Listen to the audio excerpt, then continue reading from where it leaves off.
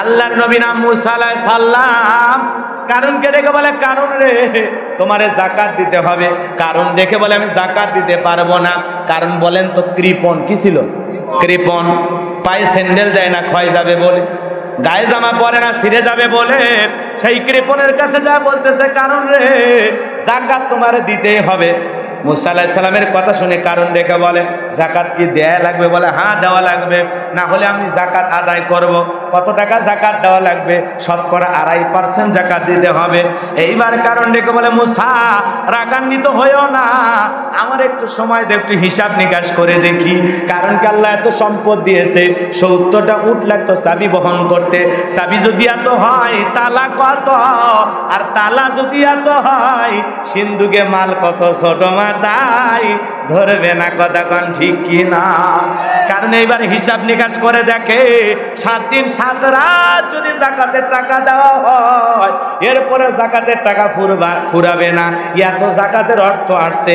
এইবার কারণ চিন্তায় পড়ে গেল, মুসা যে কায়দায় যাকাত আদায় করার কথা বলে গেল, যেভাবে হোক মুসার রাগ বেশি, আমার কাছে যাকাত আদায় করে ছাড়বে। এখন কি করা যায়? এলাকার একটা 2 নাম্বার মহিলা ছিল, নাম হলো সবদা। সবদার কাছে যা বলে, সবদা 1 বস্তা টাকা তোরে দিয়ে দিলাম, আর কালকে সাক্ষী দেওয়ার পর আর 1 বস্তা টাকা দেব। বিনিময়ে মুসা নবী যেই মজলিসে দাঁড়াইয়া মানুষকে আল্লাহর পথে দাওয়াত দেয়, ইমানের কথা বলে, ওই ভরা মজলিসে দাঁড়াইয়া একবার শুধু বলবি, ওই মুসা নবী দিনের বেলায় ওয়াজ করে আর রাতের বেলায় আমি সবদার সাথে রাত কাটাই, বাস এতটুকু বললে যথেষ্ট, বাকি যা করার আমি কারণ করব। 2 নাম্বার মহিলা রাজি হয়ে গেল। পরের দিন সকালবেলা আল্লাহর পয়গম্বর মুসা নবী ভরা মজলিসে আলোচনা করতেছে। আল্লাহর পয়গম্বরের আলোচনা শোনার জন্য হাজার হাজার মানুষ একত্রিত হয়ে আলোচনা শুনতেছে। ওই ভরা মজলিসের মধ্যে সবদা নামের পতিতা এসেছে আলোচনা শোনার জন্য। আল্লাহর পয়গম্বর মুসা নবীর আলোচনা শোনার পর সবদার পাশার হৃদয় গইলা চোখ দিয়া পানি ঝরতেছে। আল্লাহু আকবার। বাজান গো আমার, এইবার কারণ খালি ইশারা দেয় সবদা দ্বারা। মুসা যে কায়দা ওয়াজ করেছে, আজকে সব মানুষ মুসার কাছে ঈমান আনবে, তাড়াতাড়ি করে দাঁড়া। সবদা বলি আরেকটু শুনি। এ বাজান গো আমার, এরপরে 2 জন লোক পাঠায় দিল, তাড়াতাড়ি করে সবদাকে দাঁড় করায় দে। 2 জন এসে বলে, নেতা 1 বস্তা টাকা দিছে, তোমার মনে নাই? আর 1 বস্তা টাকা রেডি আছে, বিনিময়ে দাঁড়ায় খালি একবার সাক্ষী দিয়া দাও। সবদা বলে আরেকটু শুনি, মজাই লাগে। বলে না, আর শোনানো যাবে না। 2 জন 2 হাত ধরে জোর করে দাঁড় করায় দিয়েছে। সবদা যখন দাঁড়িয়ে গেছে, কারণও তখন লাভ মেরে দাঁড়ায় গেছে। ডেকে বলে, ওই মুসা ওয়াজ বন্ধ কর। ওই যে দেখ কর্নারে 2 নাম্বার মহিলা দাঁড়াইছে, বোঝেন নাই কথা? আজ পৃথিবীর জমিনে দেখা দেখেন, যখন আলেম ওলামা হক কথা বলে, কোরআনের সঠিক কথা বলে, এখনো ডিজিটাল কারণ আছে, লাভ মারা দাঁড়ায় বলে, হুজুর ওয়াজ বন্ধ কর, তোমার ওয়াজ লাইন ছাড়া। হুজুরের ওয়াজ লাইন ছাড়া না, হুজুরের ওয়াজ তোর জায়গা মতো লেগে গেছে। এ কথা কর না কে আপনারা? তোর এত জলে কে? সুদের কথা বলে, ঘুষের কথা বলে, আল্লাহর আইনের কথা বললে, ধর্ষণের আল্লাহর আইন দিয়ে বিচারের কথা বললে, চোর ডাকাতের আল্লাহর আইন দিয়ে বিচারের কথা বলে, তোমার এত লাগে কে? কোন জায়গায় বেজা যায়? রাগ করতেছে? রাগ করেন না, করেন তো, সমস্যা কি? এলাকায় জীবনে আর আসবো না, সমস্যা আছে? দাওয়াতের আশায় ওয়াজ করি না, ওই দিন চলে গেছে। দাওয়াত নিব না, এই দুঃখে ফোন বন্ধ করে রাখি। এই জন্য দাওয়াতের আশায় ওয়াজ করতেছি না। বাজান, হক কথা বলা লাগবে, কথা বলেন ঠিক কি না? আলেম ওলামা হক কথা বলে, মসজিদের মেম্বারে দাঁড়ায় খুতবা দেয়, সুদ ঘুষের আলোচনা করে। তুমি সুদের লিডার, সুদের ডিপু, এলাকার সবচাইতে বিশিষ্ট সুদখোর। এই জন্য হুজুরের ওয়াজ তোমার বেকার লাগে না? তোমার বউ মেয়ে পর্দা করে না, হুজুর পর্দার আলোচনা করলে তোমার খারাপ লাগে। যুগ জামানা বোঝে না হুজুর, কোথায় আলোচনা করতে হবে। একদিন বাড়িতে নিয়ে গেছিলাম, আমার স্ত্রীর সন্তানের সাথে পরিচয় করে দিয়েছিলাম, তারা সেদিন পর্দা করে না, আজকে হুজুর আকার ইঙ্গিতে জায়গা মতো দিয়েছে। কথা কন না কেন? দোষ হুজুরের, সব দোষ হুজুরের। উনি যে এত হারাম কাজে লিপ্ত হয়ে গেছেন, অন্যায় করতেছেন, গুনাহ করতেছেন, সেই দিকে খেয়াল নাই। রাগ করতেছেন? আজও আলেমদের ওয়াজে প্রকাশ্যে বাধা আছে না? কারণ কি বলতেছে? মুসা ওয়াজ বন্ধ কর। আজও পৃথিবীতে যারা এই হুঙ্কার দেবে, ধমক দেবে ডাইরেক্ট আলেমদেরকে, ওরা হলো ডিজিটাল কারণ। এ কথা কন না কে? এ বাজান গো আমার, মুসা নবী অবাক হয়ে দাঁড়িয়ে থাকলেন। কারণ ডেকে বলে সর্দার তাড়াতাড়ি করে তুমি যা বলবা বলো, ভয় পাবা না, আমি তোমার সাথে আছি। কথা কন না কে? সর্দার এবার বলে কারণ চুপ করে বসো, যেহেতু আমি দাঁড়াইছি আমি বলবো। এইবার সর্দার নামের পতিতা দাঁড়ায় বলতেছে, ও দেশের জনগণ শোনো দিয়া মন, আমি জীবনে কোনোদিন মুসা নবীকে দেখি নাই। আজকে মুসা নবীর আলোচনা শোনার পর আমার পাষাণ হৃদয় গইলা গেছে। আমি সিদ্ধান্ত নিয়েছি আর খারাপ কাজ করব না, আর অশ্লীলতার পথে থাকব না। আমি আজকে ঈমান গ্রহণ করব। আল্লাহু আকবার। আলেমদের আলোচনা শুনে সুদখোর ভালো হয়ে যায়, ঘুষখোর ভালো হয়ে যায়, বেনামাজি ভালো হয়ে যায়, বেপরদায় চলা মা বোন ভালো হয়ে যায়। কথা কন না কেন? আলেমদের ওয়াজের দ্বারা মানুষের পরিবর্তন হয়, মানুষ হিদায়াতের পথ খুঁজে পায়, আল্লাহকে চেনে, রাসূলকে চেনে, কোরআনকে চেনে, জান্নাত জাহান্নাম সম্পর্কে জানে। এই জন্য আলেমদের কথা শুনে কেউ বিরক্ত হবে না। আল্লাহ আমাদের বোঝার তৌফিক দান করুক, জোরে বলেন আমিন। এইবার সর্দাররা বলে, এই কারণ কেন লাফালাফি করতেছে আপনারা জানেন না? গতকাল রাত্রিতে কারণ আমার বাড়িতে গিয়েছিল, 1 বস্তা টাকা দিয়েছে, আর 1 বস্তা টাকা দিবে বলে ওয়াদা করেছে। বিনিময়ে আমাকে একটা সাক্ষী দিতে হবে। এই ভরা মজলিসে দাঁড়ায়া বলতে হবে, ওই মুসা নবী দিনের বেলা ওয়াজ করে আর রাতের বেলা আমি সর্দার সাথে রাত কাটাই। কিন্তু আপনাদের সাক্ষী রেখে বলতেছি, মুসা নবীর চরিত্র ফুলের চাইতে পবিত্র। আর ওই কারণ হলো আমি সর্দার নিয়মিত ভক্ত, আমার 1 নাম্বার কাস্টমার। বোঝেন নাই কথা মনে হয়? তাহলে যার জন্য গর্ত করেছে নিজের গর্তে নিজেই পড়েছে। কথা কর। ওই যারে সাক্ষী বাড়া করেছে তার মুখ দিয়ে সত্য কথা বের করে দিলেন, তিনি কে? ওয়ামাকারু ওয়ামাকারাল্লাহ আল্লাহু খায়রুল মাকিরিন। খেলাকার, আরো জোরে বলেন খেলাকার। সাক্ষীর মুখে সব গোপন তথ্য ফাঁস হয়ে গেল। আমরা বুঝি ওনারা অপরাধ করেনি, সাক্ষী ভাড়া করে মিথ্যা সাক্ষী দেওয়া হচ্ছে।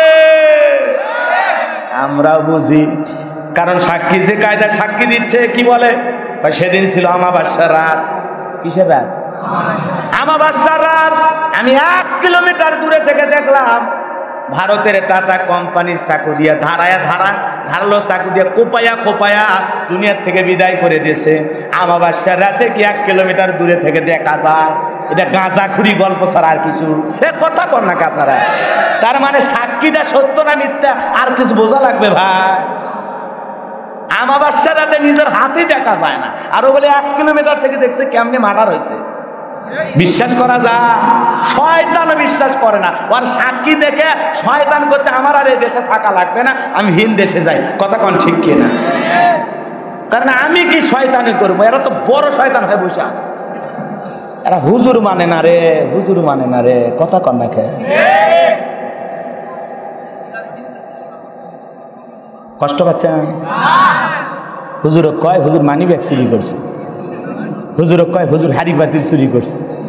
শয়তান বিশ্বাস করবে কথা যে হুজুরে 1 রাত ওয়াজ করে 10,000 20,000 কত পায়, সেই হুজুর বলে মানি ব্যাগ চুরি করবে গেছে। আল্লাহ আমাদের হেদায়েত দান করুক। জোরে কোন আমি। এ ভাই মরা তো লাগবেই। আমি যদি আমার ভাইয়ের পক্ষে কথা না বলি তো বলবে কে? কথা বলে না কেন? বাদশাহ হারুনুর রশিদ বাজারে গেছেন, দেখতেছেন সুন্দর একটা পাখি বিক্রি হচ্ছে। তো এই ব্যক্তি বলতেছে, এই পাখি বিক্রি করতেছো তো এই পাখির দাম কত? অনেক দাম চাইলেন। বলতেছি এত দাম চাইলেন, বাজারে 2-3 গুণ দাম চাইলেন, কারণটা কি? আপনি জানেন না এই পাখির ভিতরে অনেক বড় একটা গুণ আছে। কেন? এই পাখিকে যদি ফাঁদ পেতে আটকে রাখা হয়, এ কিছু আওয়াজ জানে, স্পেশাল ভাবে কিছু আওয়াজ জানে। এর কুহু কুহু উহু উহু আওয়াজে এর জাতি ভাইয়েরা হাজার হাজার এর কাছে আসলে কি হবে? আপনার এই ফাঁদে শত শত পাখি প্রতিদিন আটকা পড়বে। এটা হলো তার গুণ। এই গুণের কারণে এর দাম বেশি। বাদশাহ হারুনুর রশিদ আর দেরি করলেন না, সঙ্গে সঙ্গে ওই দাম যা চাইছে তার বেশি মূল্য দিয়া পাখি কিনে জায়গা মতো জবাই করে দিয়েছে। তখন পাখি বিক্রেতা জিজ্ঞাসা করলেন, বাদশাহ বিষয়টা বুঝতে পারলাম না, কেন এরকম করলেন? এইবার বলতেছে, যে তার নিজের স্বজাতি লোকের সাথে গাদ্দারি করতে পারে এর দুনিয়াতে বেঁচে থাকার অধিকার নাই। কথা বলেন ঠিক? যে তার নিজের জাতির সাথে গাদ্দারি করে তা আমাদের অবস্থাটা তাই হয়ে গেছে, কথা বলেন ঠিক কিনা? এই জন্য গাদ্দার হওয়া যাবে না, গাদ্দার হওয়া যাবে না, মুনাফিক হওয়া যাবে না, যেখানে সেখানে তাল মিলায় চলা যাবে না।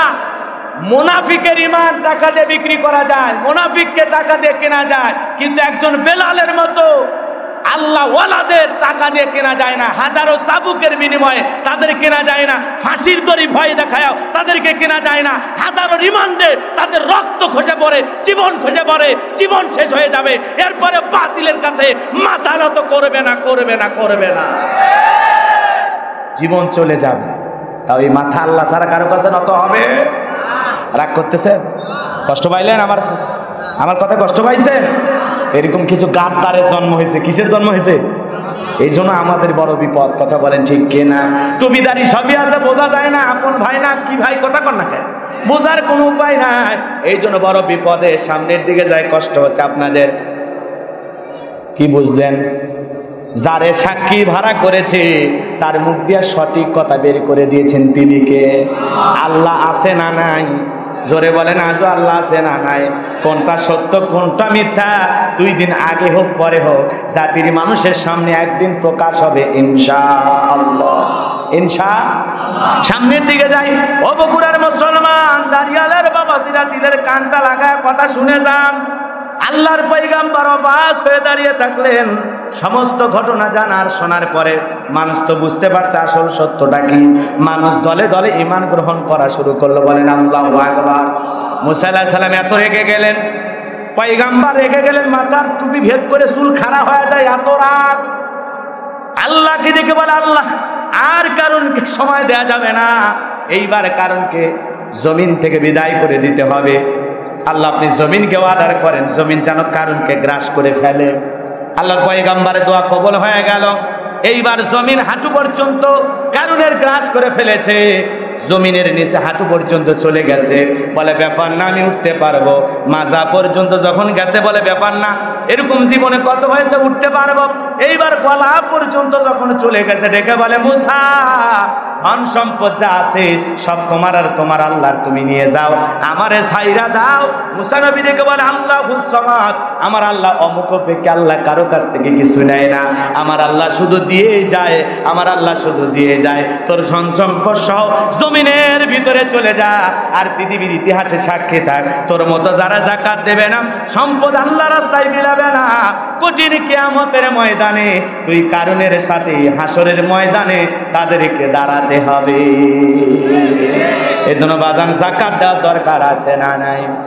যাকাত কিভাবে দেবেন? হযরত ওমর ফারুক ডেকে বলেন, যাকাতের অর্থ তোমরা এমন ভাবে দাও যাতে ওই ব্যক্তি যাকাতের জন্য পরবর্তী বছরে অন্য কারো দুয়ারে লাইন না দেয়। বলেন আল্লাহু আকবার। তাহলে কিভাবে যাকাত দেবেন? আপনার যাকাতের অর্থ আছে 5 লাখ টাকা, 500 মানুষকে দেওয়ার দরকার নাই, 5000 মানুষকে দেওয়ার দরকার নাই।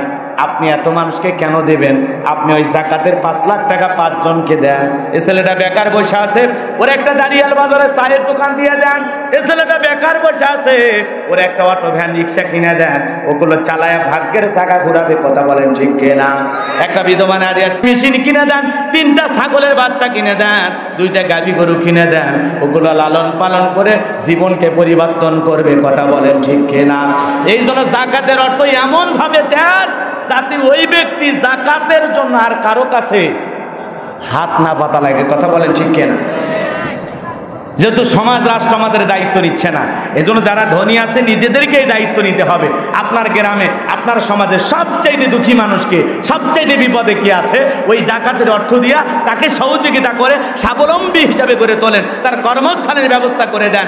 আমরা যদি এইভাবে সকলের পাশে দাঁড়াইতে পারি, ইনশাআল্লাহ হয়তোবা 10 বছরের গবেষণায় বলা হয়েছে যে 10 বছর যদি যাকাতের অর্থ সঠিকভাবে আদায় করা হয় আর সঠিকভাবে বন্টন করা হয়, 10 বছর পরে বাংলাদেশে একজন গরিব খুঁজে পাওয়া যাবে না যাকাত নেওয়ার জন্য। বলেন আল্লাহু আকবার। কিন্তু এইটা তো হয়তো বা কখন চালু হবে, কোন দিন হবে আমরা জানি না, কিন্তু আমরা সামাজিকভাবে নিজেই দায়িত্বটা নেই।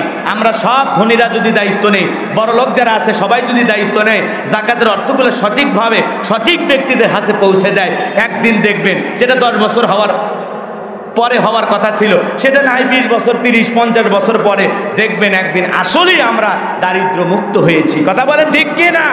এই জন্য খালি দারিদ্র মুক্ত বাংলাদেশ করার স্বপ্ন দেখলে হবে না। দারিদ্র মুক্ত বাংলাদেশ গড়তে হলে যাকাত ভিত্তিক অর্থনীতি চালু করা ছাড়া বিকল্প কোনো রাস্তা খোলা নাই। কথা বলেন ঠিক কি না? যাকাত দেবো তো ইনশাআল্লাহ। আল্লাহ যাদেরকে দেওয়ার তৌফিক দিয়েছেন সবাই দেবেন ইনশাআল্লাহ। অনেক লম্বা কথা আছে, আরো বলার সুযোগ নাই। 4 নাম্বার গুণাবলী যুবকেরা অপেক্ষা করতেছে। কষ্ট হচ্ছে আপনাদের? 4 নাম্বার গুণাবলী। কয় নাম্বার? 4 নাম্বার গুণাবলী। আল্লাহ রাব্বুল আলামিন বলেন আল্লাযীনা হুম লিফুরুজিহিম হাফিজুন। 4 নাম্বার গুণাবলী মুমিন বান্দার 4 নাম্বার গুণাবলী নিজের যৌবনটাকে সংযত রাখা, নিজের যৌবনটাকে হেফাজত করা। কারণ এই যৌবন কালের হিসাব একদিন দেওয়া লাগবে কার কাছে? আরো জোরে বলেন। আমার কথা না কিন্তু কার কথা? আল্লাহর কথা। আল্লাহ বলেন ওয়াল্লাযীনা হুম লিফুরুজিহিম হাফিজুন, যারা নিজের যৌবনটাকে সংযত রাখে। বুঝেন নাই? নিজের যৌবনটাকে হেফাজত করে কার ভয়? আরো জোরে বলেন কার ভয়ে? এ যুবক, তুমি যৌবনের তাড়নায় গুনাহ করতে ভালোবাসো, আর যৌবনকালের ইবাদত আমার আল্লাহ ভালোবাসে। আল্লাহু আকবার বলেন। আল্লাহ যৌবনকালের হিসাব নেবেন আল্লাহর দরবারে। যৌবনকালের ইবাদত আল্লাহর বেশি পছন্দ। সুবহানাল্লাহ বলেন। কষ্ট হচ্ছে আপনাদের? তাহলে আমাদের ভালো করে বোঝার চেষ্টা করবেন।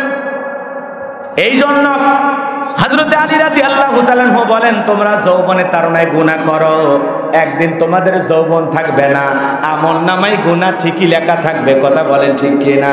এ রঙের যৌবন একদিন জং ধরবে, কাঁচা দাড়ি একদিন সাদা হয়ে যাবে, টাইট চামড়া একদিন ঢিল হয়ে যাবে, মুখের দানগুলো খুলে খুলে পড়ে যাবে।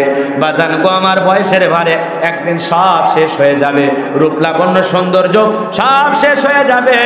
এই জন্য যৌবনের তাড়নায় গুনাহ করা যাবে না। যৌবনকালে মন বেশি গুনাহ করতে চায়, আর যৌবনকালে নিজেকে কন্ট্রোল করা লাগবে, প্রবৃত্তির অনুসরণ করা যাবে না, নিজেকে হেফাজত করা লাগবে, নিজেকে বুঝাইতে হবে, নিজেই নিজের ওপর শাসন করতে হবে। কথা বলেন ঠিক কি না? মন চাইবে সিনেমা দেখতে না দেখা যাবে না, মন চাইবে খারাপ কিছু করতে যাওয়া যাবে না, মন চাইবে মেলায় যাইতে না যাওয়া যাবে না, মন চাইবে প্রেম ভালোবাসা করে একটু টাইম পাস করি, কিন্তু করা যাবে না। নফসটাকে বুঝাইতে হবে, নিজের নফসের উপরে আপনার শাসন থাকতে হবে, নিজেকে বুঝাইতে হবে না। দুনিয়াতে গুনাহ করো না। আমি এই জায়গায় বসে গুনাহ করলে দুনিয়ার কেউ না দেখলে একজন দেখেন, তিনি কে? আরো জোরে বলেন কে? রাগ করেছেন মনে হয়, কষ্ট হচ্ছে আপনাদের? যুবক, তুমি যৌবনের তাড়নায় গুনাহ করো, কথা বলো আছে না? না, মুমিনের যৌবন হোটেলে বিক্রি হবে না, মুমিনের যৌবন পার্কে বিক্রি হবে না, মুমিনের যৌবন হালাল স্ত্রীর কাছে খরচ হবে। কথা বলেন ঠিক কি না? এই জন্য বিয়ের আগে অবৈধ প্রেম ভালোবাসা করা যাবে। যুবক, ওই যে পার্কে গলা ধরে ধরে গল্প করে, কে গো তোমার, কে লাগে? কথা কর না, কে রাগ করতেছেন? কলেজ ইউনিভার্সিটি আছে না? না, দেখেছেন না? এমন কায়দা বসে থেকে গল্প করে, মনে হয় এই মাত্র কাজী অফিস থেকে বিয়ে করে আসছে। খবর নিয়ে দেখেন একজনও বিয়ে করে নাই। আছে না? না, এই সমাজে। রাগ করতেছেন? কষ্ট নেবেন না বাজান, কষ্ট নেবেন না, কষ্ট দেওয়ার জন্য কথা বলতেছি না। আমরা অনেক গুনাহ করতেছি, এই যে গুনাহের কারণেই তো এই যে চিত্রাং, কথা কনাকে আসে একটু হালকা বাতাস দিয়ে গেছে, হালকা, তার মধ্যে 24 জন নিহত, কত কোটি কোটি টাকার ক্ষয়ক্ষতি হয়েছে। কথা বলেন ঠিক কিনা? এই জমিনে যা কিছু বিপর্যয় হয় সব আপনার আমার দুই হাতের কামাই। আপনার আমার গুনাহ বাইরে গেলে মাঝে মাঝে একটু ভূমিকম্প হয়, মাঝে মাঝে একটু অনাবৃষ্টি হয়, মাঝে মাঝে একটু ঝড় তুফান হয়, মাঝে মাঝে একটু ঘূর্ণিঝড় আসে, সব হলো আপনার আমার অপরাধের কারণে। এখন আপনি আল্লাহর ইবাদত বাদ দিয়া নাচানাচি শুরু করেছেন, আপনি আল্লাহর ইবাদত বাদ দিয়া সারাটা দিন মোবাইলে গুনাহ করেন, সারাটা দিন চোখের গুনাহ করেন, সারাটা দিন অন্তরে গুনাহ করেন। রাস্তায় একটা মেয়ে গেল, অন্তরে অন্তরে ভাবেন, আহারে যদি ভাইতাম। কথা বলে না কেন? এই যে অন্তর দিয়ে একটা খারাপ চিন্তা, খারাপ পরিকল্পনা, এই যে গুনাহ হয়ে গেল, অন্তরে জিনা হয়ে গেল, চোখের জিনা হয়ে গেল, আপনি কল্পনাও করলে না। হে যুবক, আর দরজা বন্ধ করে গুনাহ করো না, আর দরজা বন্ধ করে অশ্লীল ভিডিও দেখো না, আর দরজা বন্ধ করে পর্নোগ্রাফি দেখো না, আর দরজা বন্ধ করে কোনো নারীর সাথে ভিডিও কলে কথা বলো না। কথা বলে ঠিক কি না? পায়ে হাত দিয়ে অনুরোধ করি যুবক, আর গুনাহ করো না। মা বোনদেরকে বলি, মা আপনাদের আলোচনা করার জন্য অনুরোধ করা হয়েছে, মা আপনাদের ওয়াজ খুব কম। কথা বলেন ঠিক কি না? মা বোনদের আলোচনা খুব বেশি নাই, অল্প কিছু কথা মা বোনদের নিয়ে বলবো। আপনাদের উদ্দেশ্যে দুই একটা কথা বলে যায়, তাহলে যৌবনটা হেফাজত করা লাগবে কার ভয়ে? আরো জোরে বলেন। কারণ এই যৌবন কালের হিসাব দেওয়া লাগবে একদিন কার কাছে? আরো জোরে বলেন, কার কাছে? এই জন্য যৌবন কালে গুনাহ করা যাবে, চাইবে মন গুনাহ করতে, কিন্তু মনটাকে বাধা দিয়ে থামাইতে হবে। চুপ, আল্লাহ দেখতেছে। কে দেখতেছে? গুনাহ করার সময় মনকে খালি বারবার চুপ, আল্লাহ দেখতেছে। গুনাহ করা যাবে না। যুবক মনে করে না জঙ্গল প্রেম করার জন্য মঙ্গল, ওই জায়গায় কেউ না দেখলে একজন দেখেন কে? এই কলার বাগানে বৈশা রাত 2টার দিকে গল্প করেছো, কেউ দেখেন? দেখেছে কে? রাত 3টার দিকে নদীর বাতায় বৈশা গল্প করেছো, কেউ দেখে নাই? দেখেছে কে? হ্যাঁ, স্কুলের পড়া ফাঁকি দিয়ে ছাদের উপরে বৈশা গল্প করেছো, কে দেখেছে? কে? একটা নারীর জানালায় রাত 2টা 3টার দিকে উঠা জানালার ফাঁক দিয়া গল্প করেছো, দেখেছে কে? কি মনে করেছো? আল্লাহু আলিমুম বিযাতিস সুদূর। গোপনের খবর কার কাছে? ইন্নাল্লাহা খাবীরুম বিমা তা'মালুন। সব খবর কার কাছে? জোরে বলেন, কার কাছে? কষ্ট হয়। তাহলে যুবক, গুনাহ করা যাবে না, অবৈধ প্রেম ভালোবাসা করা যাবে না। এই অবৈধ প্রেম ভালোবাসা, এই যে পরকীয়া, এই যে নানান ধরনের এই ভাইরাসগুলোর কারণে আজকে সমাজ অপবিত্র হয়ে যাচ্ছে। কথা বলেন ঠিক কি না? একটা মেয়ে তার সাথে হারাম রিলেশন করে, সম্পর্ক করে, একটা ছেলে তার পেটের ভিতরে বাচ্চা আটকায় দিতেছে। কথা কর নাকি আপনারা? কথাগুলো শুনতে খারাপ লাগতেছে, শোনেন। আমি আপনাদেরকে বলি, হালালের মজা আর হারামের দুর্গন্ধ কেমন একটু শুনবেন? বলবো।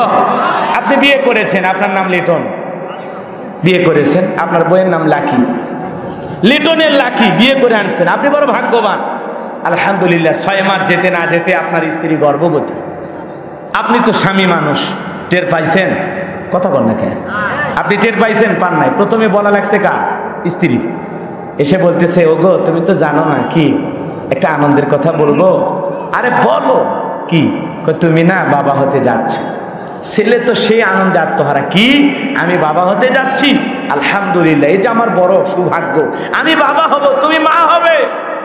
বাড়িতে যায় দেখে সামনে দাঁড়ায় আছে মা বাবা, ডেকে বলে, শোনো, খবর টের পাও নাই, ঘটনা ঘটে গেছে, সামনে আসতেছে, তোমরা দাদি আর দাদা হচ্ছ। কথা বলে না? তোমাদের সাথে খেলাধুলা করার জিনিস দুনিয়াতে আসতেছে, আর টেনশন করা লাগবে না বাবা, আর টেনশন করা লাগবে না মা, তোমরা হবা দাদা দাদি আর আমি হব বাবা।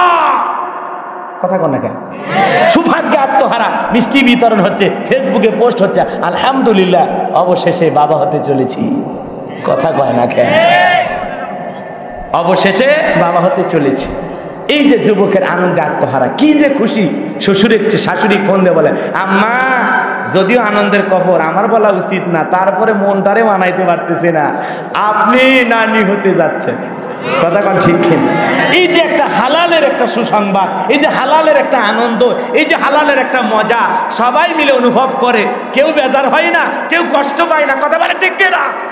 কিন্তু একটা মেয়ের সাথে অবৈধ প্রেম ভালোবাসা করে, অবৈধ রিলেশন করে, এক ছেলে আমারে বলতেছে, হুজুর যদি আমি প্রেম করতেছি, যদি বিয়ে করি, এই আশায় প্রেম করি।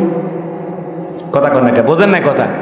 বলতেছে, হুজুর আমি প্রেম করতেছি বিয়ে করার আশায়, তাহলে কি হবে? আপনি বলেন, কেউ চুরি করতেছে হজে যাওয়ার আশায়, আপনার কি বলেন? জায়েজ হবে? এক কথা কন না কে?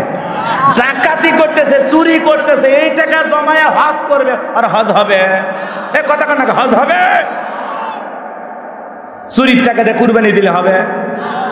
চুরির টাকা দিয়ে যেরকম হজ করলে হবে না, চুরির টাকা দিয়ে ডাকাতি করা গরু দিয়ে যেমন কুরবানি হবে না, ঠিক অবৈধ প্রেম করে আবার বিয়ে করবেন এই নিয়তেই হারাম সম্পর্ক করা যাবে না, যাবে না, যাবে না। বিরাট বড় পুরুষ, সুপুরুষ, উনি খুব নীতিবান। উনি প্রেম করতেছেন বিয়ে করার আশা, আগে 4-5 বছর প্রেম করবেন, এরপরে ভাল লাগলে বিয়ে করবে, না হলে বলবে হ্যাঁ সরি আমাকে মাফ করে দাও, পরিবার থেকে মেনে নেবে না, আমি তোমাকে বিয়ে করতে পারবো না। তখনই তো মেয়েটা কি করে, ওই যে হারাম রিলেশন করার কারণে সে তো মা হতে যাচ্ছে, এখন প্রেমিকের বাড়িতে অনশন করার জন্য, বিয়ের দাবিতে ধর্মঘাট পালন করার জন্য ছেলের বাড়িতে হাজির। ছেলে তো ওই যে নোয়াখালীর এক ছেলে রুবেল, দরজা বন্ধ করে চলে গেছে, বাড়ি ঘর তালা মেরে মা বাবা আপনি ভাইকে চলে গেছে, মেয়ে একাই পড়ে আছে, কথা কোন ঠিক কিনা? এখন মানুষে যা জিজ্ঞাসা করে মা খবর কি, আমাকে বিয়ের প্রলোভন দেখাইয়া 3 বছর ধরে আমার সাথে অবৈধ প্রেম ভালোবাসা করেছে, যার ফসল আমার পেটে, শুধু দুনিয়াতে আসতে বাকি আছে। কথা কর না কেন? কোন প্রেমিকা এসে যদি প্রেমিককে সংবাদ দেয় যে ওগো আমার প্রেমিক পুরুষ, আমি না তোমার সন্তানের মা হতে যাচ্ছি, প্রেমিক খুশি? কথা বল, প্রেমিক খুশি? তখন বলবে এগুলো আগাছা আবার কোত্থেকে জন্মগ্রহণ করলো, 10,000 টাকা নিয়ে যা, পেট ক্লিয়ার কর। কথা কন ঠিক কিনা? এ বাজার গো আমার, তার মানে কি প্রেমিকার পেটের সন্তান প্রেমিকের জন্য দুর্ভাগ্যের কারণ, এটা যন্ত্রণাদায়ক। এইটা লোক সমাজে প্রচার হলে মুখ দেখানো যাবে না, সম্মান থাকবে না, এটা লজ্জার বিষয়। এই জন্য হারামের ভিতরে আনন্দ নাই, হারামের ভিতরে খুশি নাই, হারামের ভিতরে ক্ষণিকের মজা আছে, কিন্তু এই হারাম প্রকাশ হয়ে গেলে লজ্জায় মুখ দেখানো যাবে না। কিন্তু হালাল স্ত্রীর হালাল দাম্পত্য জীবনে যদি সন্তান দুনিয়াতে আসে, এটা আনন্দের বিষয়, এটা প্রকাশ করা যায়, এটা বলা যায়। এই জন্য যুবক হালালের দিকে ধাবিত হও। বিয়ের পরে প্রেম স্ত্রীর সাথে, কথা কো না গে? মজা লাগে না? হেও তো মেয়ে, ও তো মেয়ে, কথা কো না গে? কথা কো না গে আপনারা? ওই মেয়ে মেয়ে না, এই মেয়ে মেয়ে না, তাহলে তোমার চোখে কি ধরা পড়ে? ভালো হয়ে যাও, ভালো হয়ে যাও, ভালো হয়ে যাও। নিজেকে কিভাবে সেভ করতে হবে জানো? কঠিন মুহূর্তেও শোনো ইউসুফ আলাইহিস সালামের 2 মিনিট কথা। বাজান গো আমার আল্লাহর পয়গম্বর ইউসুফ আলাইহিস সালামকে জুলাইখা নিজের কামনা বাসনা পূরণ করার জন্য 10টা দরজায় তালাবন্দি করে ঘরের ভিতরে ঢোকাইছে। কয়টা দরজা? 10টা দরজায় তালাবন্দি করেছে নিজের কামনা পূরণ করার জন্য। যুবকদের এখন 10টা দরজার তালা লাগে না, পার্কের সিপা গলি পাইলে আর প্রেমের 12টা বাজা যায়। এ কথা কোন না আপনারা? এরকম যুবক অবশ্য বগুড়ায় নাই, কারণ এরা সব আল্লাহর ওলি, এরা প্রেম ভালোবাসা বোঝে না। এই জায়গায় যদি এখনো জরিপ করা হয় 2-4 জন 10টা ছেলে পাওয়া যাবে যারা প্রেম করে, তাও 1-2টা মেয়ের সাথে না, 10 জনকে 10 জন। কথা বলেন না কেন? এই জন্য যুবক ভালো করে শুনে যাও। ইউসুফ আলাইহিস সালামের কাছে জুলাইখা এসে বলে ইউসুফ তোমার চোখ দুটো ভারী সুন্দর। ইউসুফ নবী ডেকে বলে জুলাইখা এই চোখ যে আল্লাহ সৃষ্টি করেছে তার কথা স্মরণ করো। আল্লাহু আকবার বলেন। এরপরে নিজের কামনা বাসনা পূরণ করার জন্য নিজের শরীরের পোশাকগুলো খুলে খুলে দেবতা দেখতেছে, এজন্য দেবতার মুখগুলো ঢেকেছে। ইউসুফ আলাইহিস সালাম ডেকে বলে কাপড়ে ঢাকিলে তুমি দেবতার মুখ, কি দিয়া ঢাকিবা তুমি বিধাতার মুখ। জুলাইখা কাছে আসে আর বলে দিলে বড় জ্বালা রে পাঞ্জাবিওয়ালা, হুজুর তো কিছুই বোঝে না। এই কথা বলে নিজের কামনা বাসনা পূরণ করার জন্য ইউসুফ নবীর কাছাকাছি আসতে চায়। ইউসুফ আলাইহিস সালামের দিলের ভিতরে কার ভয়? ইন্নী আখাফুল্লাহ, অন্তরে শুধু আল্লাহর ভয়। ইউসুফ নবী আল্লাহকে ডেকে বলে আল্লাহ জুলাইখার মনের অবস্থা আমি বুঝতে পেরেছি, আল্লাহ এখান থেকে রক্ষা করার একমাত্র মালিক আপনি। ও আল্লাহ আমি সামনের দিকে নিজের ইজ্জতকে বাঁচানোর জন্য দৌড় মারবো, দরজা খুলে দেওয়ার দায়িত্ব আপনার। এই কথা বলে ইউসুফ নবী নিজের ইজ্জতকে বাঁচানোর জন্য রে যুবক বন্ধ ঘর পাওয়ার পরেও নারীর দিকে চোখ তুলে তাকায় নাই, হাতটা একবার স্পর্শ করে নাই। আর তুমি যুবক প্রকাশ্যে কলেজ ইউনিভার্সিটিতে প্রকাশ্যে বিনোদন পার্কগুলোতে একটা নারীর হাত ধরে কেমনে তুমি চলো? তোমার কি আল্লাহর ভয় লাগে না? তুমি কি ইউসুফ নবীর কথা শোনো নাই? 10টা দরজায় তালাবন্দি করার পরেও জুলাইখার দিকে ফিরেও তাকায় নাই। কথা বলেন ঠিক কিনা? যুবক তোমার চরিত্রটা কেমন হতে হবে? এই চরিত্র আখলাকের বড় দাম, চরিত্র আখলাকের বড় দাম। এই জন্য হেলায় খেলায় নষ্ট করা যাবে না। দিলটা লাগায় কথাগুলো শোনো। ইউসুফ নবী মারছে দৌড়, আল্লাহর উপরে ভরসা করে, আল্লাহকে স্মরণ করে। আল্লাহর কুদরত থেকে এক এক করে 10টা দরজার তালা খুলে গেছে। জোরে বলেন আল্লাহু আকবার। আর এই মহিলা পেছন থেকে দৌড়াইতে দৌড়াইতে মারছে জোরে থাবা। এক থাবাতে পেছনে জামার অংশ ছিঁড়ে গেল। সামনে তাকায়া দেখে আজিজ মিশর দাঁড়ায় আছে।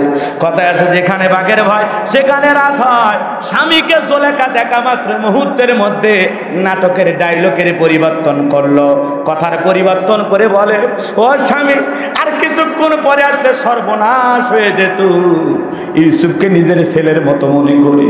আজকে সেই ইউসুফ আমার ইজ্জতের দিকে হাত বাড়াইছে। নাউজুবিল্লাহ বলবেন না? ঘটনা ঘটছে কি, আর উল্টো ভাবে সাক্ষী দিয়ে ফাঁসায়া দেওয়া হচ্ছে কিভাবে, কথা কোন ঠিক কিনা? ইউসুফ নবীকে মিথ্যা ধর্ষণের তহমত দেওয়া হলো। মহিলাদের নেকা কান্নার অভিনয় বড় কঠিন, কথা কোন? ওরা কথায় কথায় কেঁদে এমন ভাবে সব উপস্থাপন করে মনে হয় ঘটনা সত্য। এ নিয়ে মনে হয় নির্ভেজাল। এমন নেকা কান্নার অভিনয় করলেন, এমন ভাবে কেঁদে কেঁদে নিজের কথাগুলো স্বামীর সামনে প্রকাশ করলেন। স্বামী বিশ্বাস করে ফেলেছে। কথা বলেন ঠিক কি না? স্বামী মনে করেছে ইউসুফের দোষ, কিন্তু বলেন তো দোষ ছিল কার? জোলেখা। এজন্য নারীদের ষড়যন্ত্র বড় মারাত্মক। ওরা যদি একবার ছলনার ফাঁদে ফেলে, ওদের প্রেমের প্রতারণায় যদি একবার পড়ে যাও, একবার যদি কোনো নারীর রূপের জালে তোমার মনটা আটকে যায়, নারীর ছলনার ফাঁদে যদি একবার পাটা আটকে যায়, সারাটা জীবন কাটবি। পুলিশে ধরলে বাঁচবি, র্যাবে ধরলে বাঁচবি, কিন্তু কোনো নারীর মায়া জালে একবার আটকে গেলে বাঁচার কিন্তু কোনো উপায় নাই। ফান্দে পড়িয়া বগা কান্দে রে, সারা জীবন কেঁদেও ওই ছলনার প্রতারণার ফাঁদ থেকে বাঁচা যাবে না। কারণ নারীরা বড় ছলনাময়ী, ওরা বড় প্রতারণা করে, সরল মন নিয়ে ওরা ছেলে খেলা করে। যে বেশি গিফট দেবে, বেশি হাতিয়া দেবে, ওরে দামি দামি মোবাইল কিনে দেবে, তোর পিড়িতে লাথি মেরে ওর কাছে চলে যাবে। দেখ কথা কন না খেয়া, তোর মতো গরিবের প্রেম আর দিয়ে চলবে, আর ধনীর প্রেম দরকার, যে প্রতিদিন গহনা কাটি কিনে দেবে। এই জন্য যুব সমাজ আজ নষ্ট হয়ে যাচ্ছে এই অবৈধ প্রেম ভালোবাসা সম্পর্কের কারণে। কথা বলে ঠিক কিনা? মিডিয়ার ভাইয়েরা আওয়াজ রেকর্ড দিচ্ছেন, ভালো কথা। উল্টা পাল্টা কাটিং দিলে আল্লাহর গজব করবে। কোনো নারীর ছবি দেবেন না, কোনো আজে বাজে কাটিং দেবেন না। চ্যালেঞ্জ আল্লাহ এমনি বরকত দেবে। চালাইতে থাকেন, এগিয়ে যান, চেষ্টা করলেই সফলতা আসবে।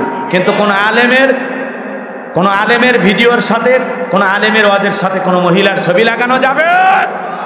সাবধান মিডিয়ার ভাইরা, সাবধান। বারবার অনুরোধ করে বলতেছি, এমনি রেকর্ড দিতে মন চায় না। এখন যে অবস্থা, কোন কথা বললে কি কেটে দেয় বোঝেন নাই? ভয় আছে, ভয় আছে না? নাই। এই জন্য মাঠে কথা বলা খুব কঠিন হয়ে গেছে এখন। আল্লাহ আমাদের বোঝার তৌফিক দান করে, জোরে বলেন না আমিন। তাহলে বগুড়ার মিডিয়া ভালো হতে পারে, কথা কোন ঠিক? এরা বলবে না আমাদের পাশের জেলার ছেলে গাইবান্ধা থাক, কষ্ট দেওয়ার দরকার নাই। এই জন্য ভাই আলেমদের দিকে তাকান, ইসলামের কথাগুলো সুন্দরভাবে প্রচার করেন। এমনি খালি লিখে দেবেন আলোচনার বিষয় এই শেষ। একটা নারী ছবি দেয়, কয়েকটা ভিউজ বেশি পায়, কয়েকটা টাকা বেশি পায়। একজন আলেমকে, একজন ইসলামের কথা বলা স্পিকারকে এইভাবে ছোট করার দরকার আছে? কথা বলেন। এই জন্য এই কথাগুলো মাথায় রাখা লাগবে। আল্লাহ আমাদের বোঝার তৌফিক দান করুক, জোরে বলুন আমিন। আর প্রেম ভালোবাসা করবা, কারা কারা বিয়ে করো না হাত তুলে বাধা দাও, জীবনে আর প্রেম করবা না। কথা কয় না কেন? চাচা হাত তুলছে পারে, চাচা কি এই বয়সে আবার রিক্স নেবে নাকি? যুবক যারা বিয়ে করে না হাত উঠাও। প্রেম করবা না তো ইনশাআল্লাহ, প্রেম করবা না তো ইনশাআল্লাহ। আল্লাহ তোমাদেরকে এই নারীর ছলনা প্রতারণার ফাঁদ থেকে হেফাজত করুক, জোরে কোন আমিন। বিয়ে করে হালাল স্ত্রীর সাথে প্রেম করবো মনে থাকবে তো ইনশাআল্লাহ। মহিলা মা বোনদের জন্য 4টা আওয়াজ, কথা কন না? 4 নম্বর গুণাবলী চলতেছে না, আর বাকি আছে 3টা। একটু অপেক্ষা করেন, 3, 5, 15 মিনিট হলে হবে ইনশাআল্লাহ। থাকেন, কষ্ট দেবেন। ওরে বাবা মেলা বেজে গেছে। মা বোনদের উদ্দেশ্যে শোনেন, একটু কথা বলেন। মা বোনদের উদ্দেশ্যে বলে যায়, মা 4টা আমলে 8টা জান্নাতের দরজা খোলা। 1 নাম্বার নামাজ, 2 নাম্বার রোজা, 3 নাম্বার ফরজ পর্দা, 4 নাম্বার স্বামীর খেদমত। মা বোনের নামাজ পড়ে না, রোজা ধরলে ছাড়ে না, ফরজ পর্দা তো মা বোনেরা করতেই চায় না, কথা বলেন ঠিক কিনা? জানালার পর্দা ঠিক আছে, দরজার পর্দা ঠিক আছে, খালি নিজের শরীরে অনেক মা বোন আছে পর্দা দিতে চায় না, কথা বলেন ঠিক কিনা? নারীদের জন্য পর্দা করা নফল না ফরজ? জোরে কোন নফল না ফরজ? আল্লাহ বলেন করোনা ফি বুয়ুতিকুন্না ওয়ালা তাবাররাজনা তাবাররুজাল জাহিলিয়াতিল উলা।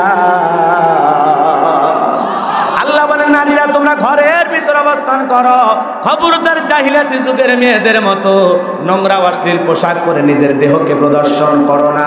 তাহলে নারীদেরকে ঘরের ভিতরে থাকা লাগবে, প্রয়োজনে যদি বাহিরে যায় বোরকা পরে পর্দা করে যাওয়া লাগবে। মা ও মা, তোমার দেহের ভিতরে আল্লাহ অনেক দামি দামি সম্পদ দিয়েছে মা, এগুলো মানুষের সামনে দেখায় না, প্রদর্শন করো না। তোমার জীবনের সাজা গোজা, তোমার রূপ সৌন্দর্য দেখা দুনিয়ার একটা পুরুষের অধিকার আছে, সেই পুরুষের নাম হলো স্বামী, কথা বলেন ঠিক কিনা? এজন্য সাইজা গুজা যদি দেখান লাগে, স্বামীরে সুন্দর করে সাইজা গুজা স্বামীর সামনে উপস্থাপন করো। কোন মহিলা যদি স্বামীর জন্য রাত্রিবেলায় সাজা গোজা করে, নফল নামাজ পড়লে যে সব হয়, আল্লাহ পাক ওই মহিলার আমল নামায় সেই সব লিখে দেয়, বলুন সুবহানাল্লাহ। কিন্তু মা বোনেরা স্বামীর জন্য সাজে না, প্রিয় স্বামীর জন্য সাজে না, মার্কেটে যাওয়ার জন্য সাজে, বিয়ের বাড়ির দাওয়াতের জন্য সাজে, অনুষ্ঠানে দাওয়াত পাইলে সাজে, কথা কোন ঠিক কি না? বেপরদায় অনেক মা বোন যায় না। এজন্য মা বোনদেরকে বলি, মা বেপরদায় যাবেন না। মা ও মা, নিজের রূপ সৌন্দর্য মানুষের সামনে প্রদর্শন করে কোনো লাভ নাই। একটা ভদ্র ফ্যামিলির মেয়ে, সব সম্ভ্রান্ত ভদ্র ফ্যামিলির মেয়ে কখনো বোরকা ছাড়া রাস্তাঘাটে চলতে পারে না। বোরকা হলো একটা নারীর গৌরবের বিষয়, মর্যাদার বিষয়, সম্মানের বিষয়। হেজাব পর্দা হলো প্রত্যেকটা নারীর অহংকার। হেজাব পর্দা হলো আপনাকে সিকিউরিটি দিবে, আপনাকে নিরাপত্তা দেবে। কথা বলেন না কেন? এক করতেছে একা একা তো চুললে লাভ আছে, দোয়া করে দিলাম। মা বোনদেরকে আল্লাহ পর্দা করার তৌফিক দান করুক, জোরে বলেন আমিন। আর মা বোনদেরকে বোরকা বা পর্দা করানোর দায়িত্ব প্রত্যেকটা স্বামীর, কথা বলেন না কেন? প্রত্যেকটা বাবা, প্রত্যেকটা বড় ভাইয়ের, প্রত্যেকটা বড় ছেলের দায়িত্ব পর্দা করানো, কথা বলেন ঠিক কিনা? এই চারজন হলো নারীদের অভিভাবক, কথা বলেন না কেন? প্রথমে বাবা, বাবা না থাকলে বড় ভাই, কথা কোন নাকি আপনারা? এরপরে যখন বিয়ে হয়ে যাবে স্বামী, স্বামী না থাকলে বড় ছেলে, তারা অভিভাবক নারীর ওপরে, কথা বলেন ঠিক কিনা? এই জন্য মা বোনদেরকে বোরকা পরাইতে, পর্দা করাইতে হবে। আর এই চারজন পুরুষ যদি সঠিকভাবে দায়িত্ব পালন না করে, একজন নারী যদি জাহান্নামে যায়, এই চারজন পুরুষকে টেনে জাহান্নামে নিয়ে যাবে, কথা বলেন ঠিক কিনা? এই জন্য আল্লাহ আমাদের বোঝার তৌফিক দান করুক, জোরে বলেন আমিন। আরো চিল্লায় বলেন আমিন। তাহলে 4 নাম্বার গুণাবলী, নিজের যৌবনকে হেফাজত করা, নিজের যৌবনকে সংযত রাখা। কার ভয়ে? এই যৌবনের হেফাজত কার ভয়ে? কিন্তু এই যৌবনকালের গুণার ব্যাপারে অধিকাংশ মা বাবা দায়ী। কারণ ছেলেটার যখন 16 বছর, 15-16 বছর বয়স হয়, আমাদের এই দেশের যুবকের যৌবন প্রাপ্ত হয়, তখন থেকে মা বাবা বলে নিজের পায়ে দাঁড়া, নিজের ক্যারিয়ার কর, নিজের ভবিষ্যৎটা কি ভাই সেই চিন্তা কর। নিজের পায়ে তো দাঁড়ায় আছে নাকি মা বাবার পা ধার নিয়েছে, কথা বলে না? ও নিজের পায়ে দাঁড়াইতে দাঁড়াইতে 32 বছর বয়সে বিয়ে করে, বাকি 16 বছর কি আঙ্গুল চুষেছে, কথা বল না কেন? তো এই 16 বছরের গুনার দায়ভার কে নেবে? এই জন্য ছেলে মেয়ে যৌবন প্রাপ্ত হইলেই তাদেরকে বিবাহ দেওয়া লাগবে, কথা বলে ঠিক কিনা? আজকে বাল্য বিবাহ বন্ধ করা হয়, কিন্তু বাল্য প্রেম কেউ বন্ধ করে না, কথা কন না কেন? কত ছেলে মেয়ে পার্কে যায়, অবাধ মিলামেশা করে, প্রেম প্রীতি করে, কেউ বলে না এই ছেলে এ কে হয়, এই কে হয় বল, কেউ বলে? খালি 14ই ফেব্রুয়ারি আসলে একটু অভিযান চলে, আর বাকি 12 মাস আর কোনো অভিযান নাই, কথা কোন ঠিক কিনা? আল্লাহ আমাদের হেদায়েত দান করুক, জোরে কোন আমিন। আরো জোরে বলেন আমিন। কষ্ট হচ্ছে আপনাদের? তাহলে মুমিন বান্দার 5 আর 6 নাম্বার গুণাবলী, ওয়াল্লাযীনা হুম লিআমানাতিহিম ওয়া আহাদিহিম রাউন। মুমিন বান্দার 5 নাম্বার গুণাবলী আমানত রক্ষা করা। নিজের জীবনটা আমানত, ছেলে মেয়ে আমানত, স্ত্রী সন্তান আমানত, কথা বল না কেন?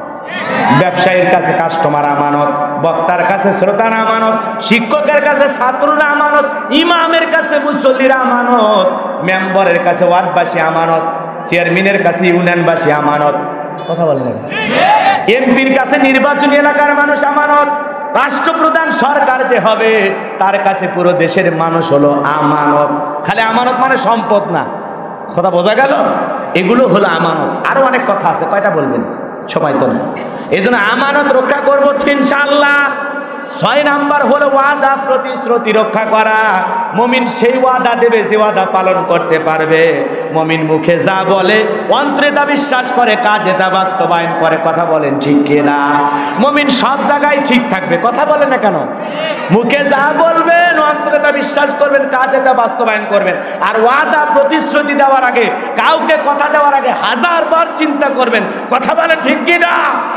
যুবকেরাও কথা দেয় প্রেমিকাকে, আকাশ সাক্ষী, বাতাস সাক্ষী, চন্দ্র সাক্ষী, সূর্য সাক্ষী, কথা বলেন, নদীর জল সাক্ষী, আকাশের পাখি সাক্ষী, তুমি আমার আমি তোমার।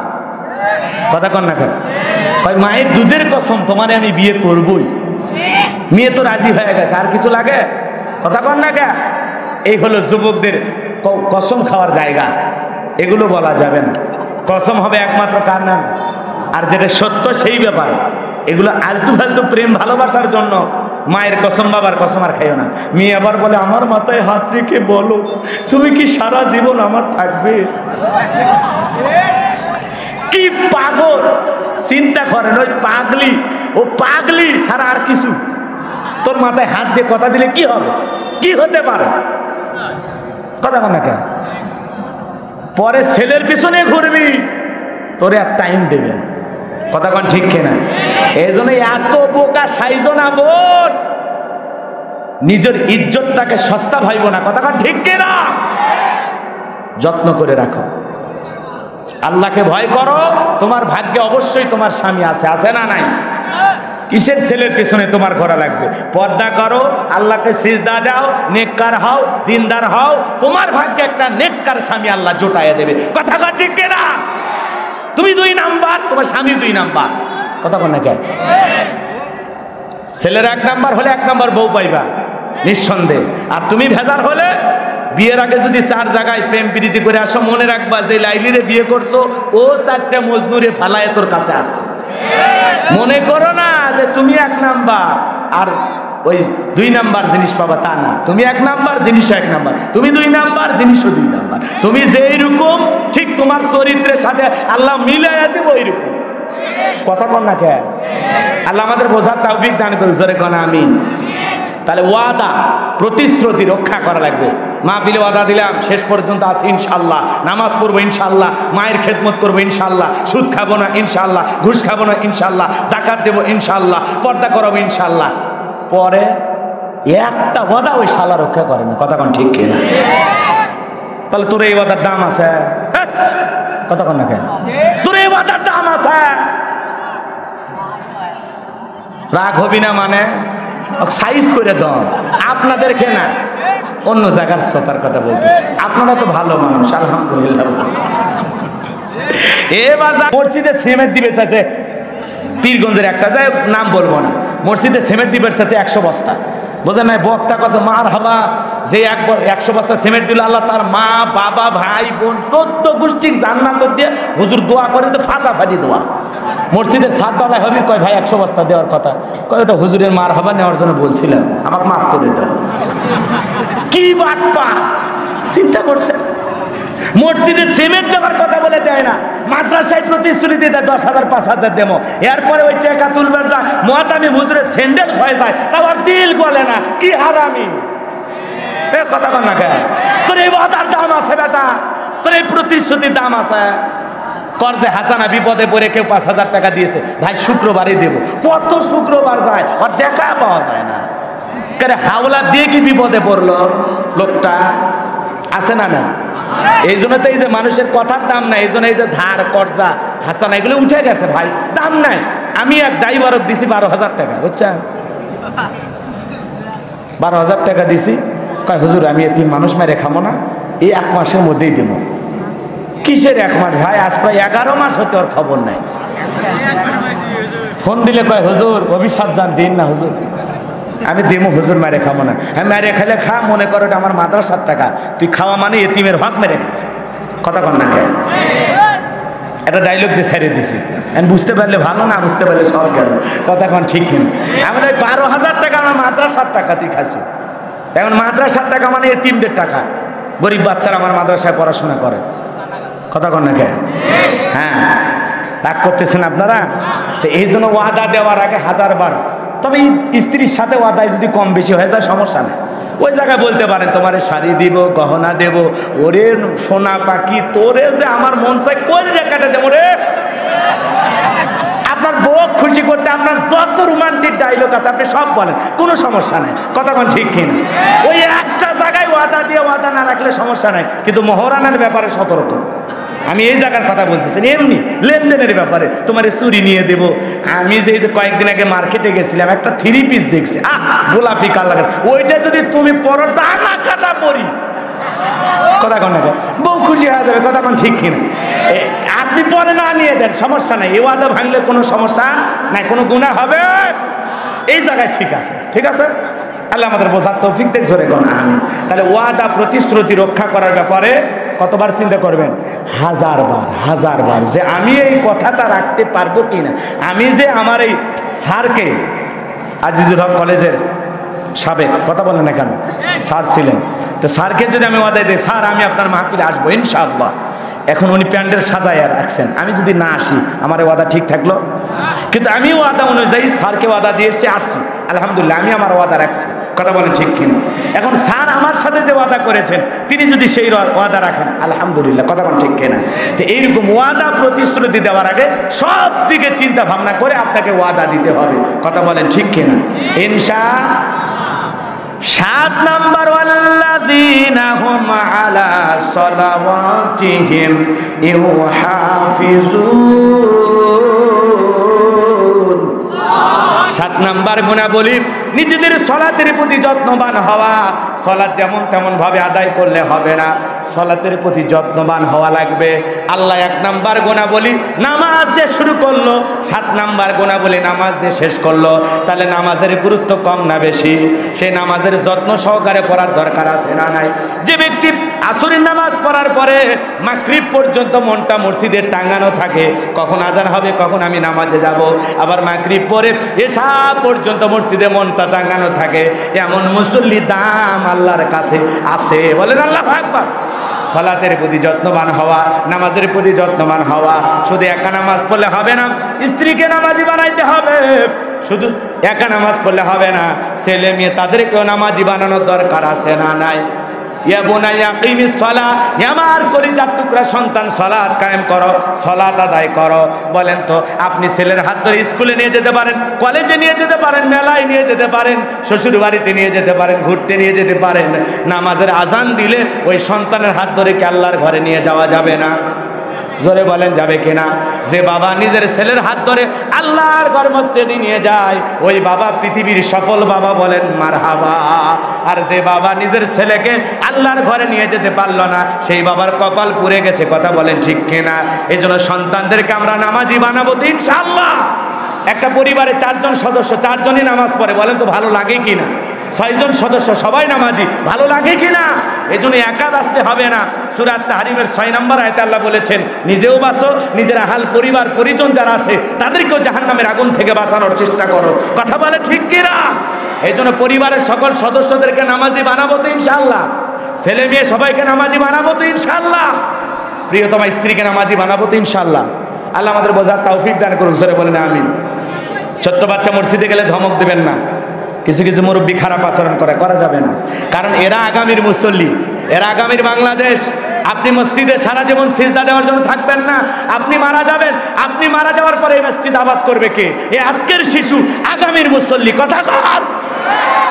ওরা একটু ট্যাপের পানি ছেড়ে দিয়ে দুষ্টমি করবে, টুপি ধরে টান দিবে, দাড়ি ধরে টান দিবে, যাই নামাজ ঠেলে একদিক দেখা করবে। এটা ছোট বাচ্চা, ওটা দুষ্টমি করার বয়স, ও দুষ্টমি করবে না। আপনি 70 বছরের বুড়া মানুষ দুষ্টমি করবে? নবীজি খুতবা দিতেছেন, হাসান আর হোসাইন খালি দৌড়াচ্ছে মসজিদে নববীর ভিতরে। কি করতেছে? 2 ভাই খালি দৌড়াচ্ছে। রসুল খুতবা দেওয়া বন্ধ করলেন, স্টপ, খুতবা স্টপ করে 2 ভাইয়ের 2 হাত ধরলেন, টেনে নিজের কাছে নিয়ে এসে খুতবা দিলেন। বলেন আল্লাহু আকবার। নবীজি সিজদায় হাসান আর হুসাইন মনে করছে ঘোরা হয়েছে, যাক আস্তে করে পিঠের উপর চড়ে চুপ করে বসে থাকে, যতক্ষণ মন চাই বসে থাকে, এরপর আবার চলে আসে। নবীর পাগড়ি ধরে টান দেয়, দাড়ি ধরে টান দেয়, টুপি ব্যাকা করে একদিক ফেলে দেয়, নবী মুস্কি মুস্কি হাসে, সুবহানাল্লাহ বলেন। এইরকম ছোট্ট বাচ্চাদেরকে স্নেহ করতে হবে, ভালোবাসতে হবে। ওদেরকে ভালোবাসা দিলে, ওদেরকে আমরা মানুষের মতো মানুষ বানাইতে পারলে আমরা ভবিষ্যতে ভালো নামাজি পাবো, ভালো নাগরিক পাবো, ভালো সন্তান পাবো। কথা বলে ঠিক কিনা? আর যদি আজকে মসজিদ থেকে তাড়ায় দেন, ওরা কেডার হবে, মাস্তান হবে, সন্ত্রাস হবে, ওরা ইয়াবা খাবে, গাঁজা খাবে। কথা বলেন না কেন? এই জন্য খবরদার মুরব্বীরা, ছোট বাচ্চাকে ধমক দেওয়া যাবে না, মনে থাকবে ইনশাআল্লাহ। কত মসজিদে লেখা আছে ছোট বাচ্চা এই মসজিদে নামাজে আসলে তাদেরকে চকলেট দেওয়া হয়। আপনারা এরকম উদ্যোগ নেন, মসজিদে মুসল্লি বাড়বে। 40 এই দিক খেয়াল করেন, 40 দিন 5 ওয়াক্ত নামাজ জামাতের সহিত যারা আদায় করবে তাদেরকে 40 দিন পরে পুরস্কার দেওয়া হবে। উদ্যোগ নেন, মুসল্লি বাড়বে। কথা বলেন ঠিক কিনা? আমাদের জুমার নামাজে 2 তলা 3 তলা মসজিদের মুসল্লি আঁটে না, ফজরের দৃশ্য পাওয়া যায় 2-1 কাতারও মেলে না। কথা বলেন ঠিক কিনা? এই যে ফজরের দৃশ্য ঠিক করা লাগবে, আসর মাগরিব এশা ঠিক করা লাগবে। মসজিদে নববীর দৃশ্য কেমন, খানায় কাবার দৃশ্য কেমন, আল্লাহ রসুলের জামানায় দৃশ্য কেমন ছিল, জুমার নামাজের দৃশ্য যেমন ফজরের নামাজের দৃশ্য ঠিক তেমন। আল্লাহু আকবার বলেন। কোনো মুসল্লি হারায় না, কোনো মুসল্লি পালায় না, কোনো মুসল্লি ঘুমায় না, নামাজের সময় সবাই নামাজে আসে। এজন্য বাজান হেলায় খেলায় ইবাদতের দিনগুলো নষ্ট করা যাবে না। নেক আমল ছাড়া পরকালে বাঁচা যাবে না। যার নেক আমল যত সুন্দর তার পরকালটা তত সুন্দর হবে, যার নেক আমল যত খারাপ তার পরকালে আযাব আর কষ্ট ছাড়া আর কিছুই নাই। কথা বলে ঠিক কিনা? আল্লাহ পাকের 7টা গুণাবলী বুঝতে পারছেন? এই দিক খেয়াল করেন, আলোচনার সারাংশ ভালো করে শোনেন। 1 নাম্বার, বিনয়ের সহিত নম্রতার সহিত খুশি ভাবে আল্লাহকে সেজদা দেওয়া লাগবে, আল্লাহর ভয় নিয়ে। 2 নাম্বার, অনার্থক কথা বলা যাবে না, অনার্থক কাজ করা যাবে না, অনার্থক জিনিস শ্রবণ করা যাবে না। সেইটা বলবো যেইটা বলে সব হয়, সেইটা করব যেইটা করলে সব হয়, সেইটাই শুনবো যেইটা শুনলে সব হয়। এক কথায় সব আছে যেখানে, আমরা আছি সেখানে। 3 নাম্বার, আল্লাহ সম্পদ দিলে, ধনী বানাইলে হিসাব করে বছরে জাকাত দিব একবার ইনশাআল্লাহ। 4 নাম্বার, নিজের যৌবনকে হেফাজত করব। 5 নাম্বার, আমানত রক্ষা করা। 6 নাম্বার, ওয়াদা প্রতিশ্রুতি রক্ষা করা। 7 নাম্বার, সালাতের প্রতি খুবই যত্নবান হওয়া। এই 7টা গুণাবলী অর্জন করতে পারলেই উলাইকা হুমুল ওয়ারিসুন, তারাই উত্তরাধিকারী হবে। আল্লাযিনা ইয়ারিসুনাল ফিরদাউস হুম ফিহা খালিদুন, তারাই হবে জান্নাতুল ফিরদাউসের উত্তরাধিকারী। তারা জান্নাতে প্রবেশ করবে, কোনো দিন আল্লাহ জান্নাত থেকে বের করে দেবে না। জোরে বলুন সুবহানাল্লাহ। আজকের আলোচনা আল্লাহ পাক আমাদের সবাইকে বুঝে আমল করার তৌফিক দান করুন। ওয়াখিরি দাওয়ানা আলহামদুলিল্লাহি রাব্বিল আলামিন। আমি 12টার পরে ওয়াজ করি না, শুধু বগুড়ার মানুষ দেখে ওয়াজ করলাম। কে না নাই ভাঙ্গা বাজারে আরো আধা ঘন্টা ওয়াজ করবো, ওগুলো না না এগুলো আর হবে না স্যার। যদি কেউ ধান চাউল পাট গম ভুট্টা দেন আপনার বাকিতে লিখে দিতে পারেন। এই মাদ্রাসাকে ভালোবেসে আল্লাহ কবুল করেন। জোরে বলেন আমিন। কেউ কিছু বলবেন? কারো কোনো বক্তব্য? সকলে দরুদ ইব্রাহিম পড়েন। আল্লাহুম্মা সাল্লি আলা মুহাম্মাদ ওয়া আলা মুহাম্মাদ কামা সাল্লাইতা আলা ইব্রাহিম ওয়া আলা আলি ইব্রাহিম ইন্নাকা হামিদুম মাজিদ। আল্লাহুম্মা বারিক আলা মুহাম্মাদ ওয়া আলা মুহাম্মাদ কামা বারাকতা আলা ইব্রাহিম ওয়া আলা আলি ইব্রাহিম ইন্নাকা হামিদুম মাজিদ। শুধুমাত্র আমলটা বলবো, ঘটনা বলার সুযোগ নাই। ওই ব্যক্তির সম্পর্ক ছিল কোরআনের সাথে। সুবহানাল্লাহ বলবেন। ওই ব্যক্তির সম্পর্ক ছিল কোরআনের সাথে। শুধু কোরআনের সাথে সম্পর্ক থাকার কারণেই আল্লাহ তার কবর জান্নাতের বাগান বানাইছে। বলেন সুবহানাল্লাহ। এই যে কোরআনের মাদ্রাসা, এই মাদ্রাসাতে সম্পর্ক রাখা মানে কোরআনের সাথে সম্পর্ক রাখা। এখান থেকে হাফেজ তৈরি হবে, আলেম তৈরি হবে। কথা বলেন ঠিক কিনা? আমার একটি মাদ্রাসা আছে, আপনারা দোয়া করবেন। মাদ্রাসায় নূরে মদিনা, এই যে বগুড়া 4 মাথার পাশে। আপনারা আমার মাদ্রাসায় যারা দূরে ছাত্র রেখে পড়াতে চান তারা দিতে পারেন, আর যারা কাছে দেবেন এই মাদ্রাসায় দেবেন, আশেপাশের মাদ্রাসায় দেবেন ইনশাআল্লাহ। যদি কেউ খোঁজ খবর নিতে চান তাহলে ওই ড্রাইভারের কাছে গেলে গাড়িতে কার্ড আছে, মাদ্রাসা দাওয়াতের জন্য না, মাদ্রাসার প্রচারের জন্য ওই কার্ডটা আপনি নিতে পারেন যদি আপনার সন্তানকে দেন। আল্লাহ আমাদের কবুল করুন। সকলে বলুন আমিন। দোয়া করে দিলাম হুজুরা। সকলে আমরা আত্মীয় স্বজন পরিবার পরিজন দোয়া করুন। মৃত মফিজ উদ্দিন তার রুহের মাগফিরাত কামনায় 5000 টাকা দিয়েছে। আল্লাহ দানকে কবুল করেন। জোরে বলেন আমিন। আল্লাহুম্মা আমিন। রব্বানা যালামনা আনফুসানা ওয়া ইল্লাম তাগফির লানা ওয়া তারহামনা লানাকুনান্না মিনাল খাসিরিন। দারিয়াল দরগাতলা কওমিয়া হাফিজিয়া মাদ্রাসা এতিমখানার উদ্যোগে আজকের এই তাফসীরুল কোরআন মাহফিল থেকে আমি গুনাহগার, আপনার আদরের বান্দা বান্দিগুলো কেনে দীর্ঘ সময় আলোচনা করেছি। যতটুকু আলোচনা করেছি আল্লাহ বক্তা শ্রোতা সবাইকে এর উপরে আমল করার তৌফিক দিয়ে দেন রব্বুল আলামিন। আমরা যারা হাত তুলে ধরেছি অনেকের মা নাই বাবা নাই, এতিম বানায় কবরে চলে গেল।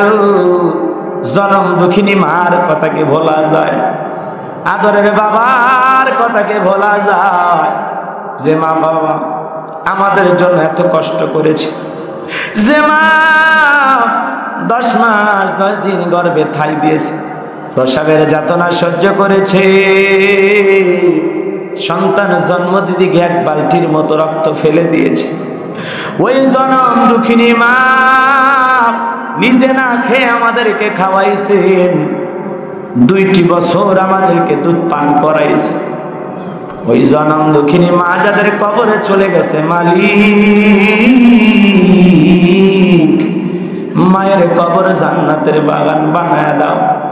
যে আদরের বাবা মাতার ঘাম পায়ে ফেলে রিক্সা ভ্যান চালায়, চাকরি কইরা ব্যবসা বাণিজ্য কইরা বাড়ি ঘরে জায়গা জমি সব ফেলায় কবরে চলে গেছে, বাবার কবরে আর সবটুকু পৌঁছায় দাও, কবরগুলো জান্নাতের বাগান বানায় দাও।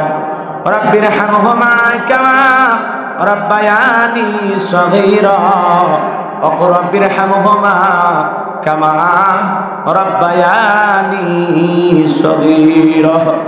মাতা পিতা যাদের বেঁচে আছে হায়াত বাড়ায়া দাও, পিতা মাতার খেদমত করে জান্নাত অর্জন করার তৌফিক দাও।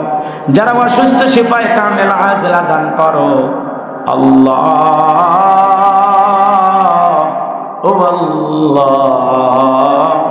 আমাদের পাড়া প্রতিবেশী যারা কবরে চলে গেছে মাফ করে দাও, কবরগুলো জান্নাতের বাগান বানায় দাও। এই মাহফিলের জন্য নগদে বাকিতে যারা টাকা পয়সা দান করেছে আল্লাহ, সকলের দানগুলো কবুল আর মঞ্জুর করে নাও। এ দানের ওসিলায় করে কোটি কোটি টাকার মালিক বানায় দাও আল্লাহ। এই মাদ্রাসাকে যারা মহাব্বত করে ভালোবাসে আল্লাহ, এই ভালোবাসা জান্নাতের বিনিময়ে কবুল করে নাও। যারা দান করেছে মাদ্রাসার জন্য নগদের টাকা পয়সা বাকিতে টাকা পয়সা, আয় আল্লাহ তাআলা ইকবালুর অরসেমের ধান যে যা দিয়েছে মালিক কবুল করে নাও। কঠিন কিয়ামতের ময়দানে তোমার আরশের নিচে ছায়া দান করে তাদেরকে ধন্য করে দিও। আজকের মাহফিলের সভাপতি আয় আল্লাহ তাআলা তোমার গোলাম আলহাজ মোহাম্মদ হাবিবুর রহমান, আল্লাহ তার দানকে কবুল করেন। সহসভাপতি আলহাজ মোহাম্মদ সিরাজুল ইসলামকে আল্লাহ কবুল করেন। প্রধান অতিথি জনাব মোহাম্মদ আবু সুফিয়ান শফিক ভাই, আল্লাহ সম্মানিত চেয়ারম্যান বগুড়া সদর উপজেলা পরিষদ, আল্লাহ কবুল করেন। আমন্ত্রিত অতিথিবৃন্দ যারা আছে আল্লাহ কবুল করেন, বিশেষ অতিথি যারা আছে আল্লাহ কবুল করেন। আলোচনা রেখেছেন হযরত মাওলানা আব্দুল মান্নানকে কবুল করেন, হযরত মাওলানা রিজাউল করিমকে আল্লাহ কবুল করেন।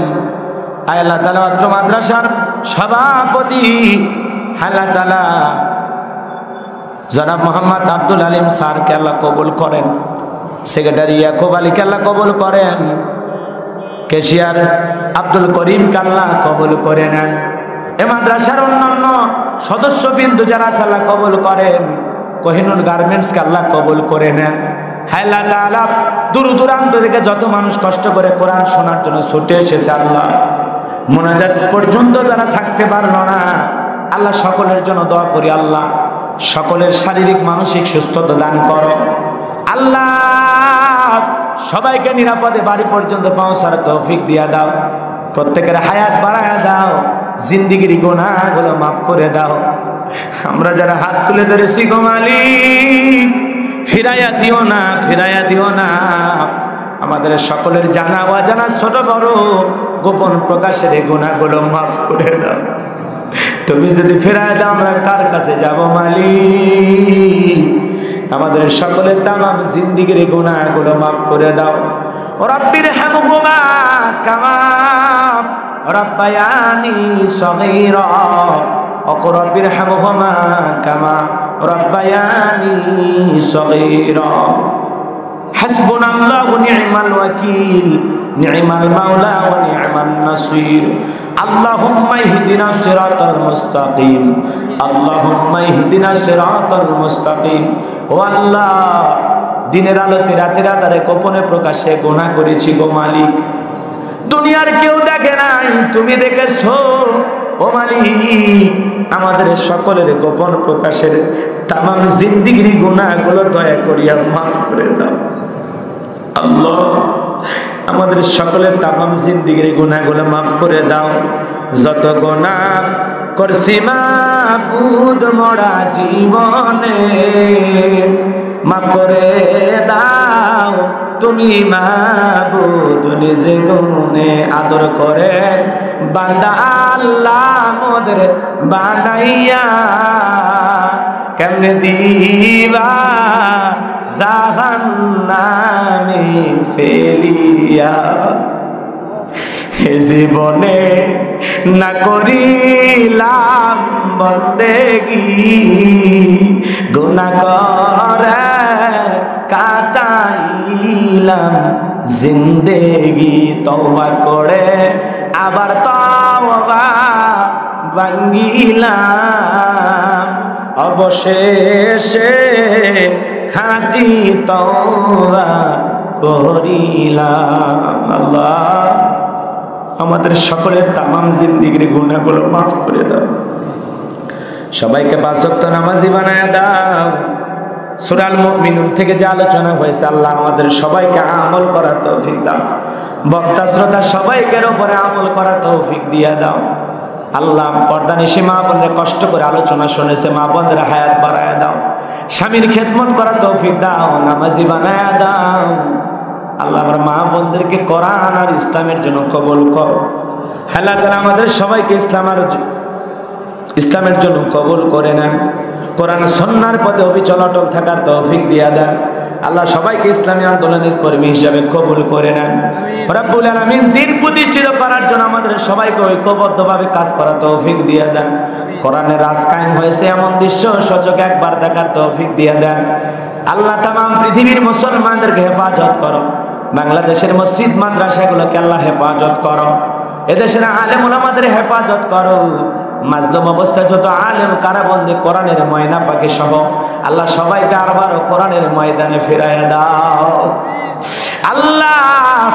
এলান সবুজের প্রিয় মাতৃভূমি আমাদের বাংলাদেশ আল্লাহ, সকল ষড়যন্ত্র থেকে এদেশকে আল্লাহ হেফাজত করো। এদেশের উপর খাস রহমত বরকত নাজিল করো। সকল বালা মুসিবত থেকে আমাদের সবাইকে আল্লাহ হেফাজত করো আল্লাহ। আমাদের সকলের দোয়াকে কবুল করে নাও। কবর আযাব থেকে আমাদের মুক্তি দাও, ওই জাহান্নামের আগুন থেকে আমাদের মুক্তি দাও। রব্বানা আসরিফ আন্না আযাবা জাহান্নাম ইন্না আযাবাহা কানা গরামা। আল্লাহ এই কঠিন জাহান্নামের আগুন থেকে আমাদের সবাইকে মুক্তি দাও। আজকের দোয়াকে কবুল আর মঞ্জুর করে নাও।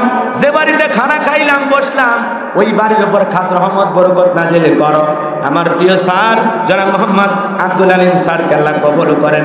স্যারের হায়াত বাড়ায় দেন। স্যারের পরিবারের উপর খাস রহমত বরকত নাজিল করেন। যতগুলো মানুষ দাড়ি পাকা মুরব্বীরা, যুবকেরা, হাজী সাহেবের, আলেম ওলামারা, মাদ্রাসার ছাত্র ওস্তাদেরা, মা বোনেরা আল্লাহ যারাই হাত তুলে ধরেছে, যার যা মনের আশা পূরণ করে দাও আল্লাহ। যে হাত তোমার দরবারে পছন্দ হয় সে হাতের বদলত আজকের দোয়াকে কবুল আর মঞ্জুর করে নাও। এলাকাবাসীর উপর খাস রহমত বরকত নাজিল করো।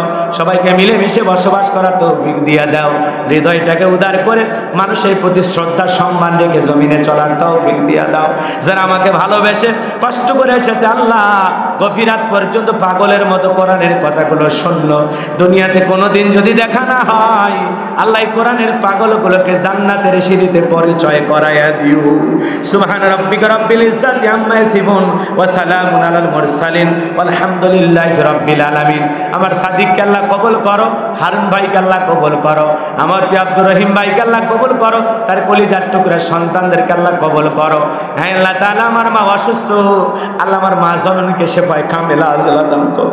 আল্লাহ যারা হাত তুলে ধরেছে, যার যা যতটুকু চাওয়ার আল্লাহ সব চাওয়া তুমি পূরণ করো। সবাইকে আল্লাহ সুস্থতার নিয়ামত দিয়ে ধন্য করো। মৃত্যু যখন আসবে দয়ার নবীর চাঁদ মুখখানা দেখতে দেখতে জবানে জারি করে দিও লা